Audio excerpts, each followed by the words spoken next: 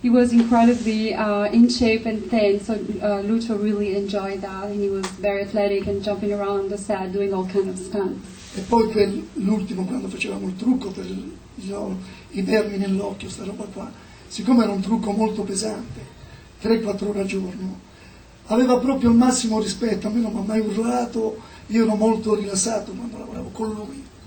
Ottaviano was in charge of also special effects in the part of the mask that has that worm coming out of the head. It was a very heavy makeup and incredibly difficult to carry and wear, so it took like 4 hours to put it together. So he felt like Lucio Fulci had a lot of respect for him for taking his work so seriously. Invece sul Zombie 3, quello che abbiamo fatto noi, che ho fatto anche l'attore, lì mi sono salvato perché lui non stava tanto bene, quindi è andata bene uguale. He felt like things went really well on Zombie 3 because then on that movie he was a stunt and also an actor, he had a part as an actor, and because Fulci didn't feel well, then he was also taking on a lot of the responsibility, and it went very well. Thank you. A question for Mike. You've tracked down some people, their whereabouts have been known, but you've also tracked down some people who've worked with Fulci that you had quite the adventure tracking them down. Would you like to share a particular story of someone who was difficult to track down? Difficult to track down. Do you have anybody in mind? I know you have some stories about people you had a hard time finding. Catriona McCall, who starred in 3 of Lucio's best films, The Gates of Hell, House by the Cemetery, and The Beyond. She had quit acting, and then, to me, the leading lady of 3 of his best films, for me and the memorial DVD that I did, that was key. If we couldn't get Catriona, why continue on with the project? It was a big deal, and trying to track her down proved difficult many a time. We were given bad information, going down wrong paths to find these, to find her. But my partner at the time, Kit Gavin, who I worked with doing some of the Shriek Show commentaries and extras and bonus materials, located her in the south of France. It was such a surreal experience pulling up in the bus in this little town called Gourd, beautiful wine country, south of France, and to pull up, and there she was, running a small cafe with her husband, or now husband, and having her come out and have us seated and serve me a sandwich and a strawberry smoothie was just a very surreal experience. Having had a crush on her when I was 15, as I recall. So she was one of the few. I mean, there are quite a few more. I'm currently working on the second volume of the Memorial DVD, and going slowly. Don't expect it anytime soon, I guess. But yeah, there are quite a few more people to locate and get their memories of Lucio as well. How about Tisa Farah? Tisa, I spoke with a number of times. Thanks, Richard. This had to have been about 2002. At first, she was very interested in speaking about her acting career. Then I think there were some family situations that caused her to not be so interested after that.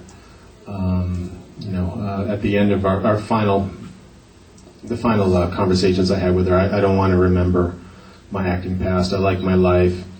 I like being a mom, and that was it. And it happens a lot of times. More often than not, a lot of people just don't want to be found or don't want to remember, these films. And thankfully, you all have. It took you for years to get me. A little bit, yeah. We have to pry and prod a little bit to make things happen, but it's for all of you,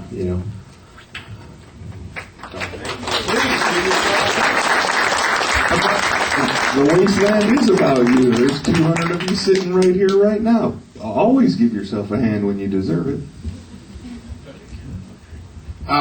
Question for Ian and Richard, something that we discussed earlier. You both are clearly from the UK. What was it like when zombie flesh eaters, as it was called in the UK, and other films that you were in, were considered video nasties and actually banned in the United Kingdom. How was that experience? I must say, when Zombie 2 was banned in Britain, I was a very proud man. Because there I was in a film that was so horrible, so dangerous, that none of my fellow citizens could even lay eyes on it.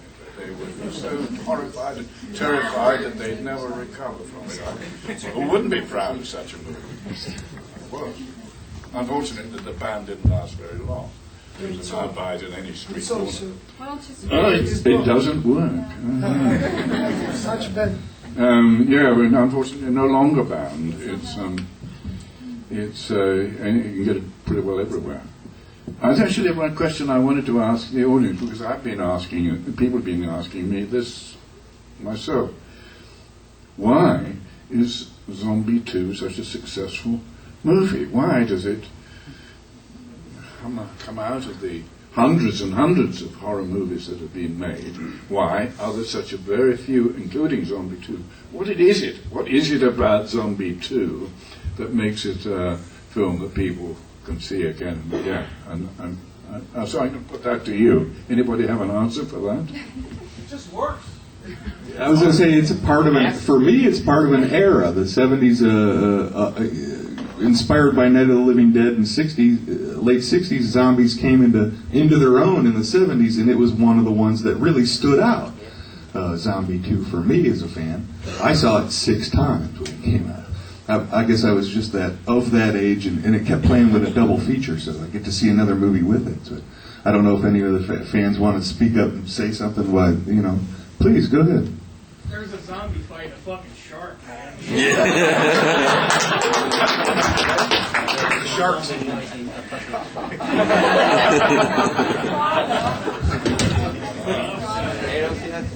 think it's because it doesn't flinch. Films usually cut away at the last second, or maybe it was just a quick glimpse. But if he doesn't zoom in, at least he holds the camera on so that you know exactly what's happening, whether it's a gunshot or a bite or whatever. And I think it was one of the first films to actually do that. Now it's pretty common, but I think for its time, it was like, wow, this is actually what's happening that we didn't get to used to see. The legendary Al Cliver is not only one of the actors who worked with Fulci more than just about anybody, but you worked with him for a pretty wide span of his career. And how would you say Fulci changed from the beginning when you worked with him to the later films like House of Clocks and Murder Rock? In Zombie, Fulci was enough young. So like every young person, he was more angry, more son of a bitch, more energy, more everything. With the age, he became a little more old. So he was always the same, but with less energy. So you could manage it. At the end, he was sick. So was a little everything, a little more hard. And he was so strange.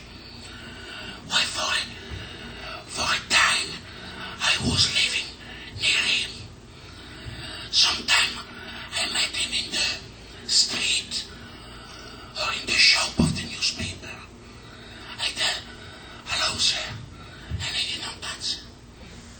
And he go away.